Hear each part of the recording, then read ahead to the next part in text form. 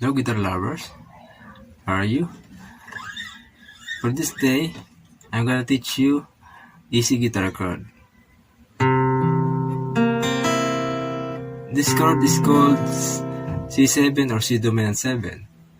But for this time, well, I'm gonna teach you C7 and 10th fret of D string. So put your index in the 10th fret of D string, then your ring finger in the 12th fret of G string, then your middle finger in the 11th fret of B string, then your pinky finger in the 12th fret of high E string.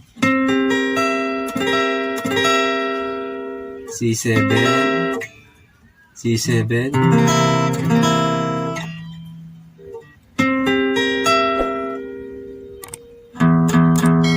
this string and A string, E string, and A string should not be sounded. C7 and the 10th fret of D string. So I hope you got it, and I'll be right back, God willing. Thank you.